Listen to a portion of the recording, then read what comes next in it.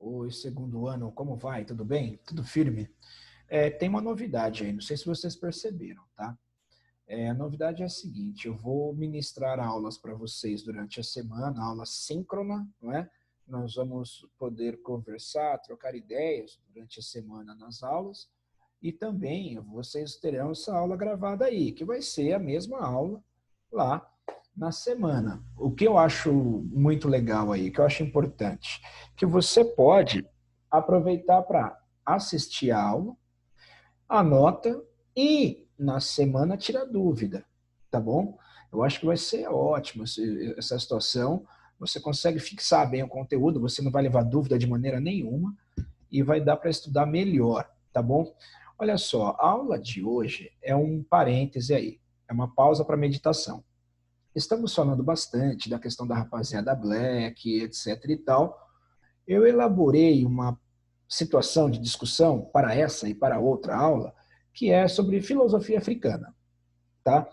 É sobre um pensamento, sobre a filosofia, onde você vai ver aí algo que a gente precisa pensar um pouco diante de tantas coisas que estão dizendo sobre esse período aí, tá bom? Então, falando em aí, né, na rapaziada black, essa situação toda, eu quero chamar a atenção para vocês para uma reflexão sobre um grupo de estudo aí que eu acabo discutindo, conversando coisas. Essa aqui foi uma conversa que nós tivemos, né? Tivemos uma debate, uma discussão no dia 17/4 aí desse ano. E eu quero trazer para vocês, quero conversar um pouco sobre isso aí, tá bom? Então, para a gente pensar a questão negra de maneira geral, é importante fazer algumas considerações, tá certo?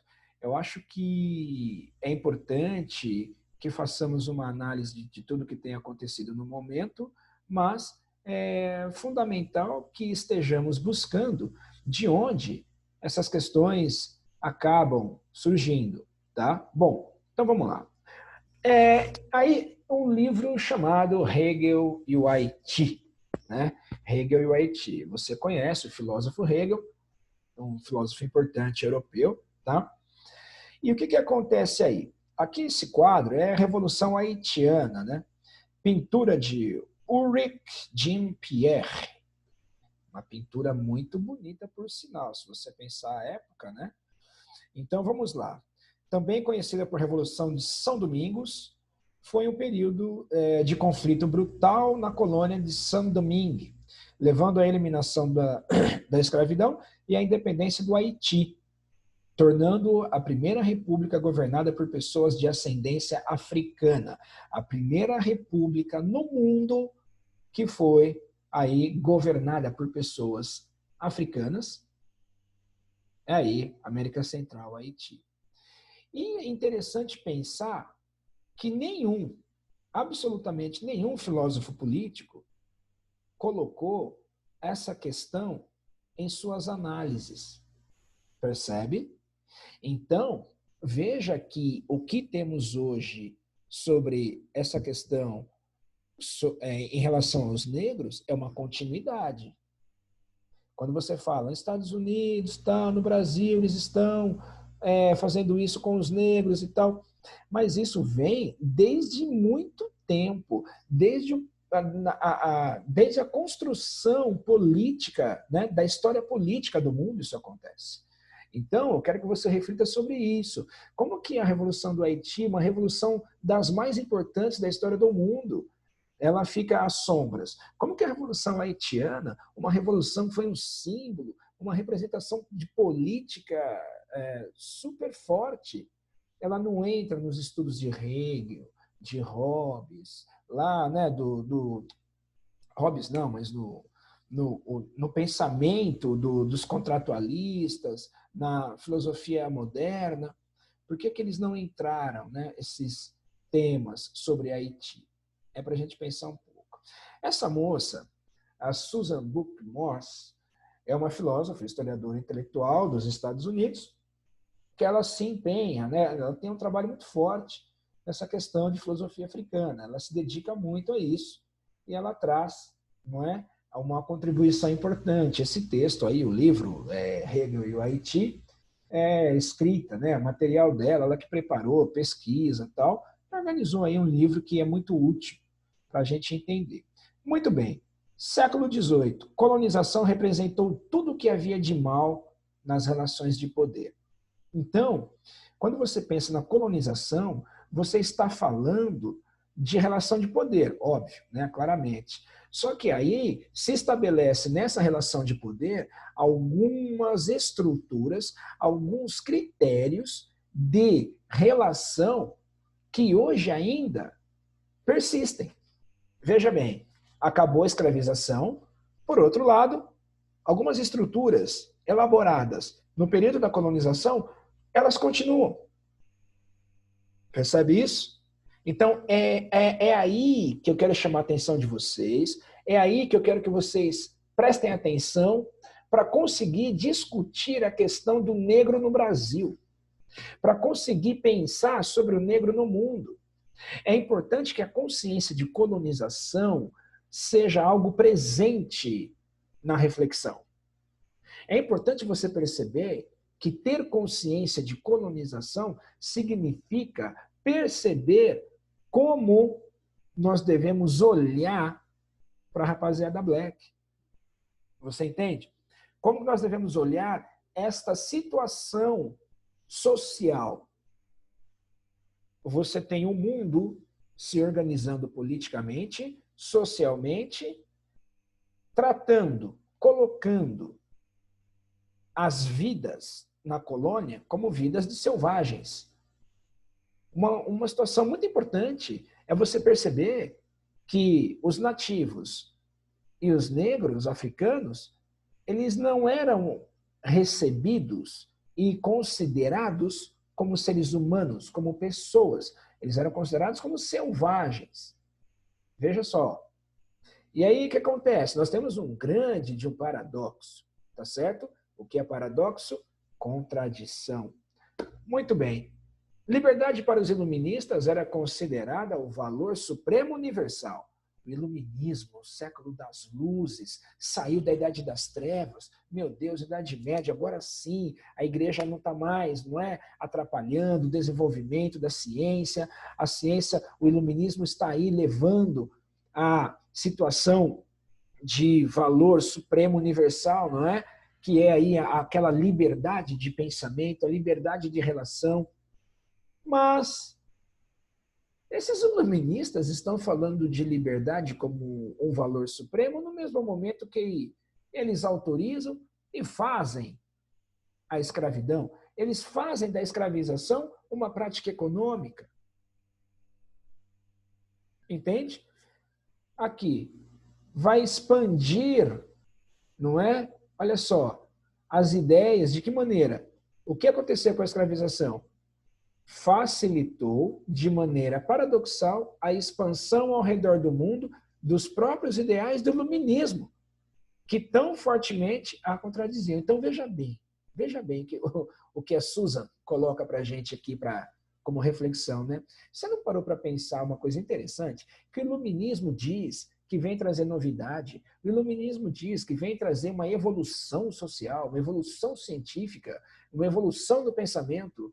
E ele usa, dentro desse processo de desenvolvimento, a rapaziada black. Ele usa o que ele chama de selvagem, uma raça que até parece a humana, de seres exóticos.